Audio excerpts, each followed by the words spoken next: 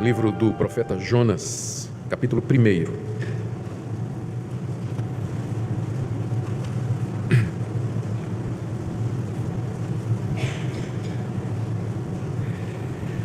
Vamos ler do verso 1 até o verso 17. Jonas, capítulo 1, de 1 a 17, todo o capítulo 1. Veio a palavra do Senhor a Jonas, filho de Amitai, dizendo: Dispõe-te, vai à grande cidade de Nínive e clama contra ela, porque a sua malícia subiu até mim. E Jonas se dispôs, mas para fugir da presença do Senhor, para Tarsis. E tendo descido a Jope, achou um navio que ia para Tarsis. Pagou, pois, a sua passagem e embarcou nele para ir com eles para Tarsis, para longe da presença do Senhor. Mas o Senhor lançou sobre o mar um forte vento, e fez-se no mar uma grande tempestade. O navio estava a ponto de se despedaçar. Então os marinheiros, cheios de medo, clamavam cada um ao seu Deus e lançavam ao mar a carga que estava no navio, para o aliviarem do peso dela. Jonas, porém, havia descido ao porão e se deitado, e dormia profundamente. Chegou-se a ele o mestre do navio e lhe disse: Que se passa contigo? Agarrado no sono? Levanta-te, invoca o teu Deus. Talvez assim esse Deus se lembre de nós, para que não pereçamos. E diziam uns aos outros: Vinde e lancemos sortes, para que saibamos por causa de quem nos sobreveio esse mal. E lançaram sortes, e a sorte caiu sobre Jonas. Então lhe disseram: Declara-nos agora, por causa de quem nos sobreveio este mal. Que ocupação é a tua? De onde vens? Qual a tua terra? E de que povo és tu?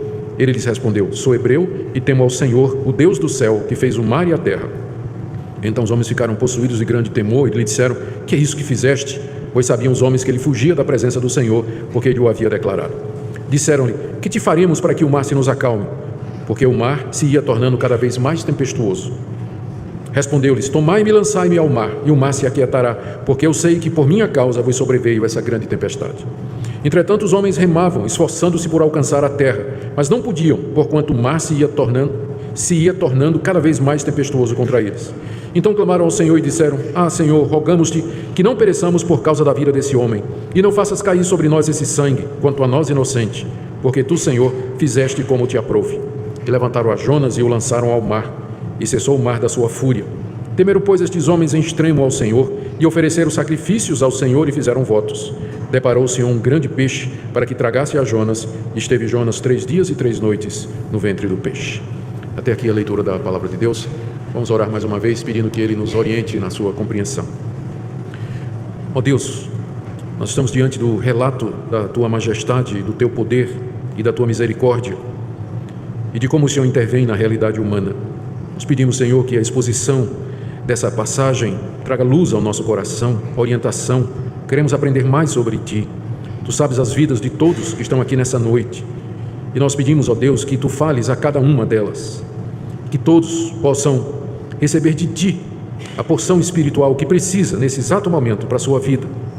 Pedimos, ó Pai, que assim Tu nos fales pelo Teu Espírito Santo, em nome de Jesus. Amém. Nós estamos dando continuação a uma série de mensagens no livro de Jonas. E na mensagem anterior nós fizemos uma análise do livro como um todo. Nós vimos que o objetivo desse livro foi falar a respeito de quem é Deus, muito embora a maioria de nós, quando falamos do livro de Jonas, a primeira coisa que vem à cabeça é a baleia. Mas o tema do livro de Jonas não é o profeta na baleia durante 3 dias e 3 noites. O tema do livro de Jonas é a grandeza de Deus, a sua soberania sobre todas as coisas, a sua misericórdia, a sua compaixão, não somente com o seu povo, mas também com outros povos.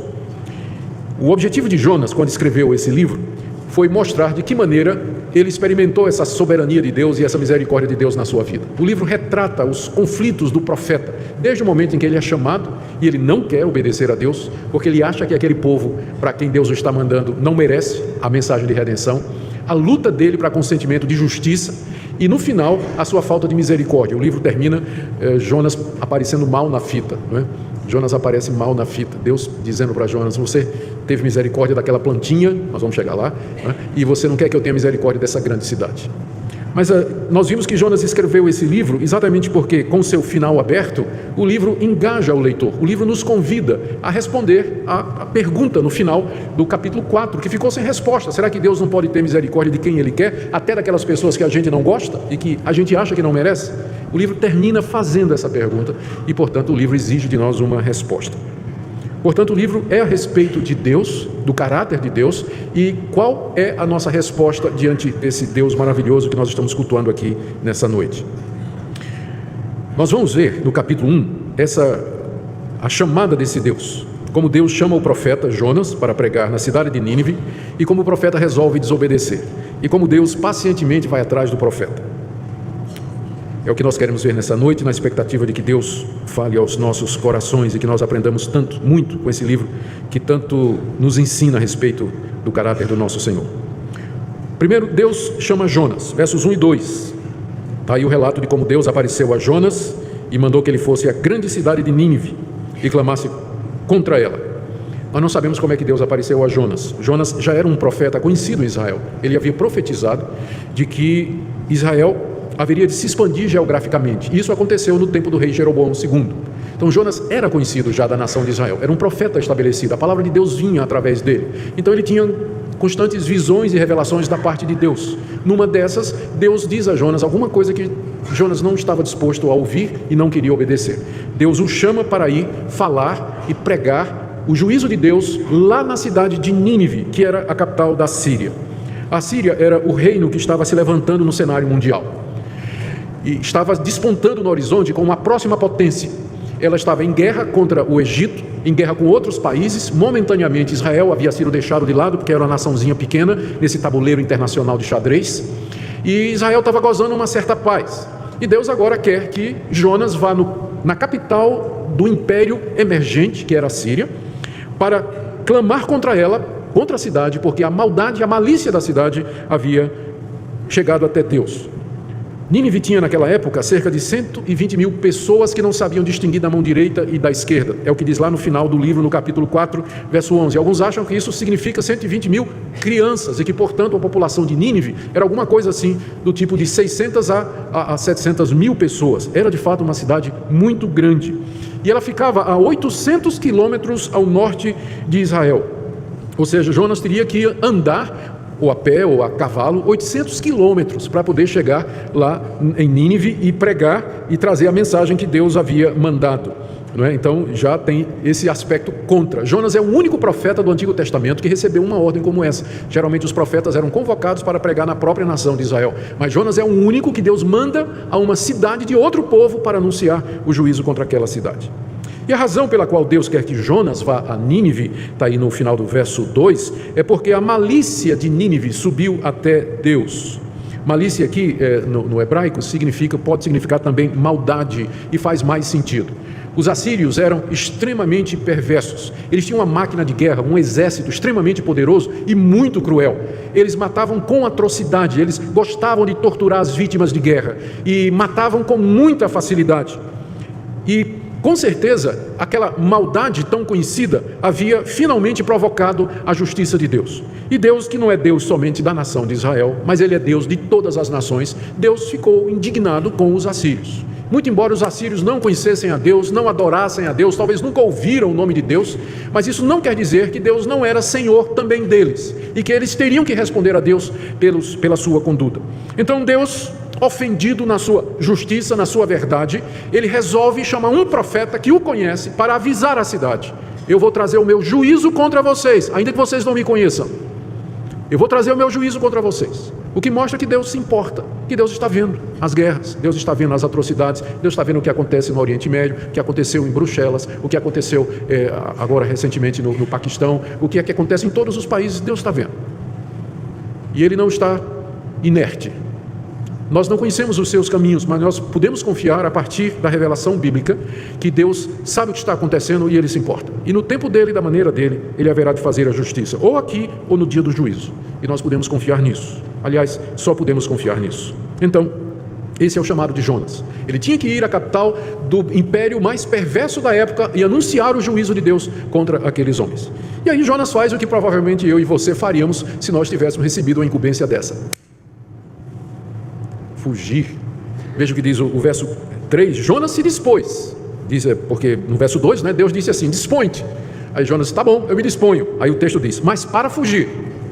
Eu me disponho, mas não para te obedecer. Fazer o que o Senhor quer? Não, eu vou fugir.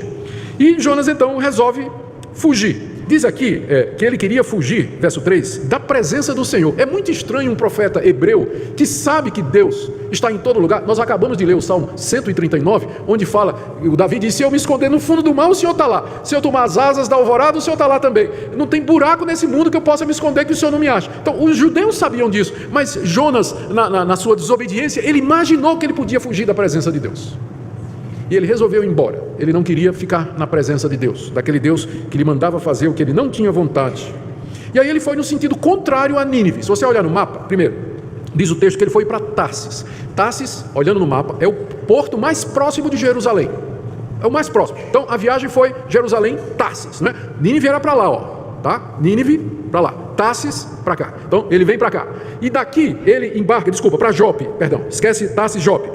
E não tá, eu estou certo mesmo, o Augustus anterior que errou. Então esse está certo aqui, tá? Ele vai para Tarsis, que é o porto, para Jope, que é o porto, e diz: eu quero ir para Tarsis. É essa a confusão. Jerusalém, Jope, que era o porto, e Tarsis ficava no sentido contrário, era uma cidade no sul da Espanha, centenas de quilômetros ao oposto de Nínive. Então essa foi a reação de Jonas ao chamado de Deus. Jerusalém, Jope, paga a passagem, entra no navio para ir a Tarsis, no sul da Espanha. Ele queria exatamente fugir de Deus. A razão que o próprio Jonas vai dizer, por que ele fez? A pergunta é: por que Jonas fez isso? Ele não era um homem de Deus, não era um crente, não era um profeta de Deus. Como é que ele resolve desobedecer tão abertamente a Deus? É tão flagrante a desobediência de Jonas. Ele explica mais adiante no capítulo 4, quando Deus não destrói Nínive, ele queria que Deus destruísse Nínive. Quando Deus não destrói Nínive, olha o que ele diz no verso 2 do capítulo 4: orou ao Senhor e disse: Senhor, não foi isso que eu disse estando ainda na minha terra?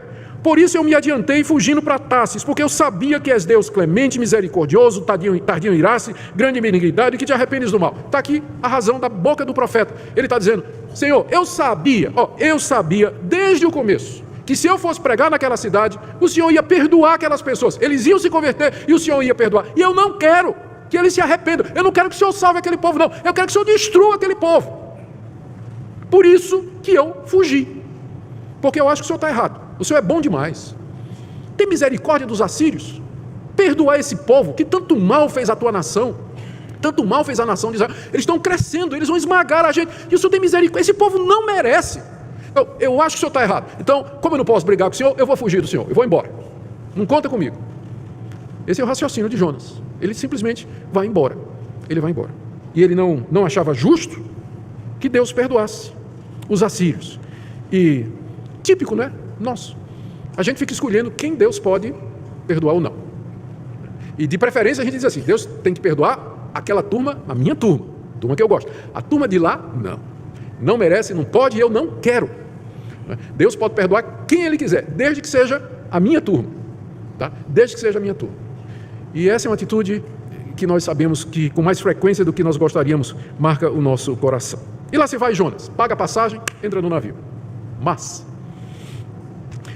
Deus diz: você não vai se livrar assim tão fácil não, né? Não é assim como você está pensando. Você não é dono da sua própria vida, você é um servo meu. E Deus então começa a perseguir Jonas.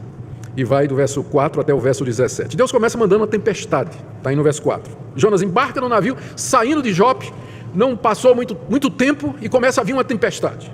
Começa com Deus mandando um vento, verso 4. Lançou o Senhor sobre o mar um forte vento, e diz que se fez uma grande tempestade. Os marinheiros naturalmente já estavam acostumados a ver tempestades, mas essa era enorme. Eles nunca tinham visto, talvez aquele local não era muito longe da terra, não era um local onde tipicamente acontecia tempestade, ou de qualquer forma os marinheiros perceberam que aquela tempestade não era normal, não era. O navio, diz o texto aí no verso 4, estava a ponto de se despedaçar. O verso 5 diz que os marinheiros estavam cheios de medo, e aí na hora que o pitbull se solta não tem ateu, né? Todo mundo começa a clamar ao seu Deus. Todo mundo começa a clamar ao seu Deus, é o que diz o verso 5, eles começaram a gritar, né? Para os deuses, e quem não tinha Deus arrumou um lá na hora. Começou a clamar, porque a coisa estava ficando muito feia. Eles nunca tinham visto uma coisa dessa. E aí, desesperados, verso 5, começa a lançar ao mar a carga que estava no navio, que era uma das providências que era tomada para o navio ficar mais leve e não afundar com tanta facilidade. Enquanto isso, o crente desceu ao porão e se deitou. E diz lá que ele dormia profundamente, do tipo assim, não tinha o menor peso na consciência do que ele tinha feito. Ele achava que estava certo. certinho, foi dormir sem nenhum conflito. Mas será que eu fiz a coisa certa? Será que eu não devia obedecer a Deus? Ele está dormindo profundamente. Naquela época não tinha Rivotril. Então ele estava profundamente. E o navio se quebrando lá fora. Veja aí, eu já disse, no verso 5, a reação dos marinheiros. Eles clamaram cada um ao seu Deus. Esses marinheiros, pensando lá em Jope, região da Fenícia, era provavelmente fenícios. Vocês lembram que os fenícios eram conhecidos por serem excelentes marinheiros. Era uma nação feita de navegadores, que fizeram muitas expedições, descobriram muita terra, eram bastante aventureiros. Mas esses marinheiros experimentados, eles estão com medo e clamando aos seus deuses. Havia muitos deuses na Fenícia. A Fenícia era uma nação politeísta, acreditava na existência de muitos deuses. E aqui os marinheiros estão clamando a esses deuses. E se tinha marinheiro de outra nacionalidade, estava clamando lá ao seu Deus, porque a situação estava de fato terrível, E o verso 6 fala que o mestre do navio, provavelmente o capitão, ele descobriu que tinha alguém lá dentro que estava faltando a reunião de oração. Ele convocou a reunião de oração. Todo mundo está reclamando aos seus deuses. Está todo mundo aqui, clama com o seu Deus. Mas peraí, tem um passageiro, não tem um passageiro? Está faltando um passageiro aqui. Ele desce lá no porão, lá está o passageiro Jonas dormindo. Aí, acorda, diz aí, dormente. Verso 6, que se passa contigo, agarrado no sono, literalmente, dormente, Acorda, seu dormente. Como é que você consegue ficar assim no meio dessa situação? Invoca o teu Deus, quem sabe esse Deus se lembre de nós, para que não pereçamos. É claro que os marinheiros não tinham o menor conhecimento do Deus verdadeiro ainda, mas eles sabiam que Jonas acreditava em algum Deus. Todo mundo naquela época acreditava em um Deus, hoje também. Mesmo que as pessoas digam que não acreditam em Deus, mas elas acreditam no Deus dinheiro, no Deus sexo, no Deus eu mesmo, no Deus política, partido político. Todo mundo tem Deus hoje. Sempre foi assim. E na hora do desespero, cada um se agarra com aquilo que considera Deus. Então, essa foi a lógica do mestre do navio. Ele chegou para Jonas e disse, você também, você deve ter um Deus, clama a esse Deus. Quem é você? Vai lá, pergunta, Mais adiante, no verso 8. No verso 7, eles resolveram então fazer o seguinte, já que a coisa estava ficando pior, algum Deus estava brabo com alguém ali, porque aquela tempestade não era normal, ela tinha uma causa sobrenatural, alguém tinha provocado a ira de algum Deus. Como descobrir? Naquela época se acreditava que lançando sortes, se poderia chegar a descobrir o responsável por alguma coisa. Inclusive os judeus acreditavam que Deus, que está no controle de todas as coisas, ele também controlava esse sistema a ponto de revelar a sua vontade. E aí então chegou a hora de dizerem, verso 7, vamos lançar sortes para saber por causa de quem nos sobreveio esse mal. Nessa altura eles já sabiam que havia algum poder por detrás daquela tempestade, porque era grande demais, no local errado, na época do ano errada, era uma coisa totalmente fora do padrão. Então só uma causa sobrenatural explicaria aquela tempestade. E agora eles queriam saber quem teria atraído aquele mal. E lançaram sortes, e diz o final do verso 7, que a sorte caiu sobre quem? Jonas.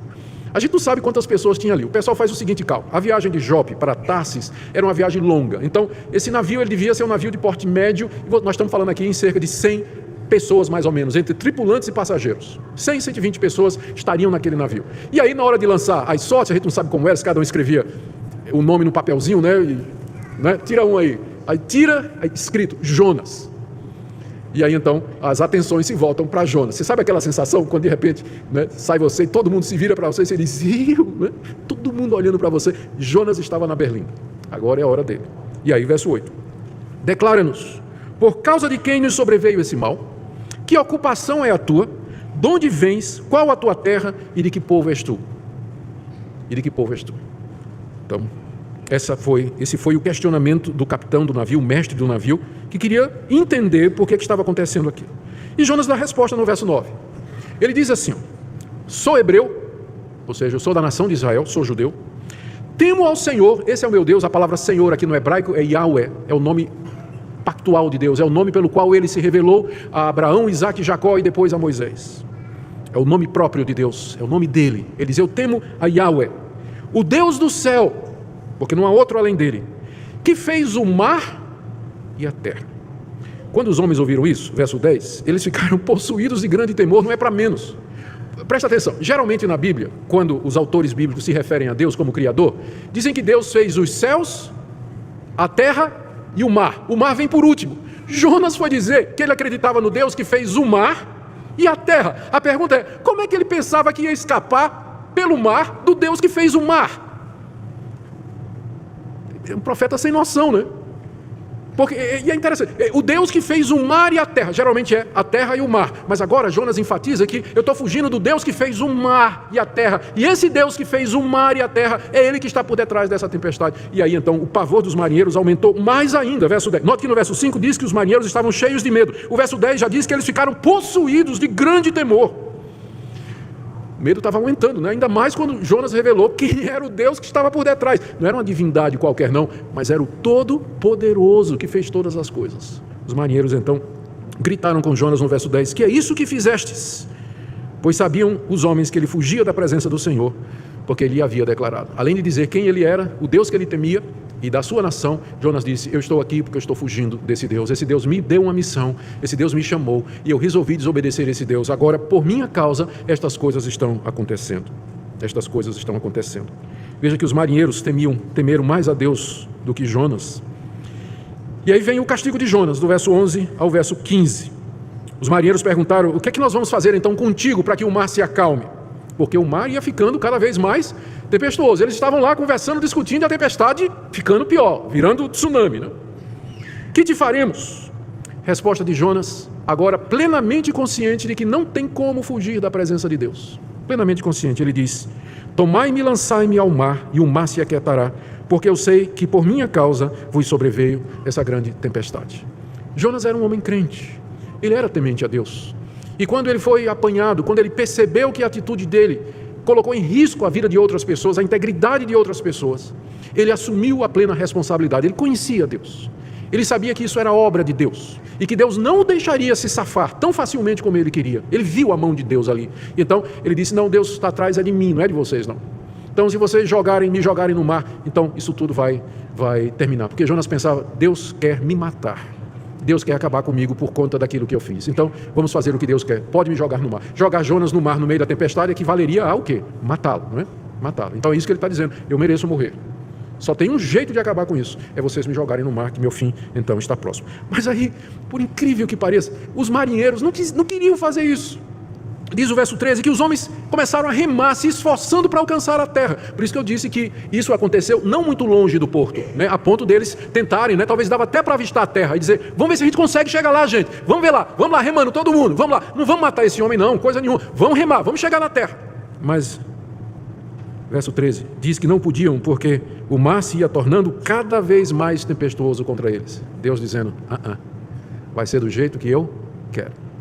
Os homens lá remando e a tempestade só ficando pior, não saía do canto, porque era Deus que estava por trás disso. E quem é o homem para afrontar os planos de Deus e o desígnio de Deus? Então finalmente, não é? Eles desistiram, diz o verso 14, que eles clamaram a Deus, e agora eles clamam a Deus usando o nome de Deus. Yahweh, rogamos-te que não pereçamos por causa da vida desse homem, e não faças cair sobre nós esse sangue, quanto a nós inocentes. Nós somos inocentes da morte dele, não nos culpes pelo que nós vamos fazer agora. Esse homem não nos fez nenhum mal, mas ele ofendeu ao Senhor, porque tu, Senhor, final do verso 14, fizeste como te aprouve. Finalmente eles entenderam, os marinheiros entenderam, que Deus faz como Ele quer. Ele não era como uma divindade fenícia que poderia ser comprada, poderia ser ludibriada ou dobrada, ou convencida a partir de rituais ou de ofertas ou qualquer outra coisa. Eles perceberam que esse Deus era um Deus soberano e que não adiantava lutar contra Ele. Senhor, tu fizeste como te aprouve. E diz aí no verso 15 que eles levantaram a Jonas e o lançaram ao mar. E o mar, na hora, cessou a sua fúria. O mar estava furioso. Tempestade. Jonas caiu na água. E aí, veja a reação no verso 16 dos marinheiros. Temeram, pois, estes homens em extremo ao Senhor. E ofereceram sacrifícios ao Senhor e fizeram votos. Não sabemos se esses sacrifícios foram feitos no próprio navio, dificilmente. Mas quando finalmente voltaram para Jope, então, ali eles ofereceram sacrifícios a Deus. Quem sabe esses marinheiros se converteram. Eles conheceram o verdadeiro Deus, tiveram a demonstração do verdadeiro Deus. Fizeram votos a esse Deus e serviram a esse Deus. Já uma antecipação da misericórdia que Deus queria exercer com Nínive. Ele já está mostrando essa misericórdia para com esses marinheiros. E eles servem a Deus. Jonas cai na água. É o fim, né? E aí ele vai afundando. Vai descendo, né, nas profundezas, vai caindo. E de repente, verso 17, deparou o Senhor um grande peixe, para que tragasse a Jonas. E esteve Jonas 3 dias e 3 noites no ventre de um peixe. Muitas A gente costuma ler o livro de Jonas e pensar que ele ser engolido por um peixe foi um castigo, não é? Mas não foi o castigo, foi a misericórdia de Deus. Esse peixe veio salvar Jonas. É um protótipo dos submarinos, não é? Veio, engoliu Jonas e fechou Jonas dentro de si. É claro que precisava de um milagre para que Jonas subsistisse durante 3 dias e 3 noites no fundo no fundo do mar, no ventre dessa criatura que a gente não sabe o que é, não é? Pode ter sido uma baleia cachalote, ela é capaz de engolir um homem, ou um tubarão-baleia, ou alguma outra criatura que Deus preparou para que tragasse o profeta, para que o profeta não morresse. E durante 3 dias e 3 noites, Jonas ficou no ventre do peixe pelo fundo do mar. Queridos, o que nós aprendemos com esse capítulo do livro de Jonas? Algumas das coisas eu já falei, mas deixe-me repetir para nós chegarmos ao final. Primeiro, Deus é Senhor de toda a criação. Como eu disse, o livro é a respeito de Deus. E Ele aqui é mostrado como Yahweh, o Deus do céu, o Criador de todas as coisas. Aqui Deus aparece como sendo onisciente, Ele conhece todas as coisas, Ele vê o pecado do povo da Síria, Ele vê as iniquidades dos pagãos lá em Nínive. Ele requer que eles se arrependam, porque Ele é Deus. O ser humano deve a Deus, ele tem que se curvar diante de Deus, mesmo que não conheça a Deus. O livro mostra que Deus controla as circunstâncias. O vento veio na hora certa, a tempestade veio na hora certa, jogaram as sortes, caiu sobre Jonas. Deus controla desde a tempestade até o jogar dos dados, por assim dizer, se foi isso que eles usaram. Deus controla todas as coisas, nada foge ao controle de Deus. É isso que esse livro nos ensina. A soberania, a onisciência, a onipresença, a onipotência desse Deus. Ele domina a natureza, o vento lhe obedece, o peixe lhe obedece. Como eu disse domingo passado, a única coisa que não obedece a Deus nesse livro é o crente. Mas o vento obedece, o peixe obedece, o mar obedece, os marinheiros obedecem, mas o crente não. Esse capítulo também mostra a compaixão de Deus. O profeta desobedeceu e ia embora na sua rebelião. Deus poderia tê-lo esmagado se quisesse, mas ele pacientemente vai atrás de Jonas e no caminho aproveita para salvar um barco cheio de fenícios idólatras. Ele vai atrás do profeta e exerce de misericórdia para com aqueles pagãos. Outra coisa que o texto nos mostra é que na sua compaixão Deus vai atrás daqueles que lhe desobedecem e procura trazê-los de volta.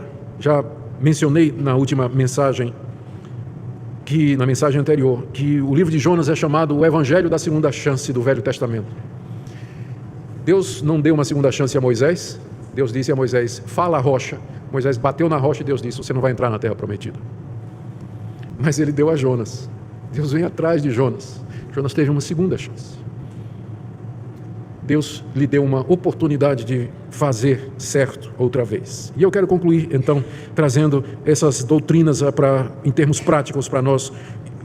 O que é que nós deveríamos decidir fazer à luz disso? Que mudanças ou que atitudes nós devemos tomar à luz do que é exposto aqui? Em primeiro lugar, eu creio que você deve aprender a descansar o seu coração na soberania desse Deus. O Deus que você conhece, o Deus a quem você serve, o Deus a quem você teme, Ele é o soberano Senhor de toda a terra. Até a tempestade que parece ser o seu fim, até ser lançado no mar que parece o seu fim, está no controle dEle. E Ele faz com que todas as coisas cooperem para o bem daqueles que o amam. Pode ser que Jonas, no meio daquela tempestade, sentindo que ele tinha errado diante de Deus, sendo jogado ao mar, ele disse, ali é o meu fim, mas na verdade era o começo. Porque esse Deus está no controle, e a Bíblia afirma, e eu repito essa passagem, todas as coisas cooperam para o bem daqueles que amam a Deus. O bem aqui nem sempre é o teu conforto, a tua saúde, a tua segurança e aquilo que você deseja, mas aquilo que é bom para você, para o seu crescimento, para preparar você para a vida eterna, para criar caráter, para ensinar você a ser cristão. Então Deus vai usar tudo isso para operar na sua vida. Então descanse o seu coração, mesmo que agora você esteja no meio da tempestade, se sentindo caindo no mar, ou no ventre de um grande peixe, figuradamente, descanse o seu coração, Ele está no controle, ainda que você não possa ver o final da história ainda. Jonas não tinha a menor ideia do que ia acontecer ainda. Mas Deus está no controle, descanse o seu coração, na misericórdia dEle. Segunda aplicação prática, pare de fugir de Deus, pare de fugir. Eu não estou me referindo aqui àqueles que dizem que foram chamados por Deus para serem missionários, pastores, pregadores e resolveram seguir outro caminho. Com frequência o livro de Jonas é usado para dizer que se você tem um chamado de Deus para ser um pregador e não for, Deus vai atrás de você como foi atrás de Jonas. Eu não penso que essa é uma lição que nós podemos tirar aqui. A lição, se vamos tirar desse ponto, é que Não tem como você fugir da presença de Deus. Se você sabe o que é certo, o que Deus quer, se você sabe o que é que você precisa fazer, não adianta demorar, procrastinar, se justificar. Pare de fugir. E tenha o encontro com esse Deus que é misericordioso e compassivo. Ele teve misericórdia de Jonas e teve misericórdia daqueles marinheiros, e mais tarde ele vai ter da cidade de Nínive, como nós vamos ver. Então, pode parar. E se voltar para Deus. É isso que eu queria que você resolvesse fazer nessa noite. Eu não sei a que distância você está. Talvez você esteja só em Jope, talvez você já esteja no meio caminho de Tarsis, talvez você já chegou lá em Tarsis. Mas onde quer que você esteja, Ele é Deus. E você não pode fugir dEle. E está na hora de dizer: Senhor, eis-me aqui. Tudo isso que está acontecendo é responsabilidade minha. Eu sei que é. Porque eu sei o certo e eu não estou fazendo. Ou eu não quero fazer. Estou demorando em fazer. Mas hoje à noite eu quero dizer ao Senhor o que eu quero fazer. E a última coisa que eu queria que nós fizéssemos e colocássemos no coração é lembrar que a melhor atitude, sempre, é essa desse profeta, crente, mas teimoso. Ele dizer: eu sei que por minha causa veio esse mal. Note que ele não culpa os assírios, note que ele não culpa os ninivitas, note que ele não culpa os judeus, ele não culpa os marinheiros, ele não culpa Deus, ele diz: por minha causa. A Bíblia toda nos ensina que Deus tem compaixão do contrito, do quebrantado, daquele que está arrependido, daquele que reconhece os seus pecados.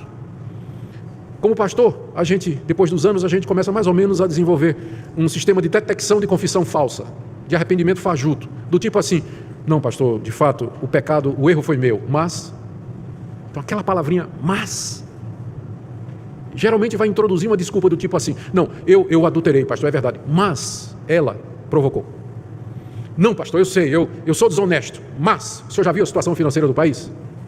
Então, o mas... clica.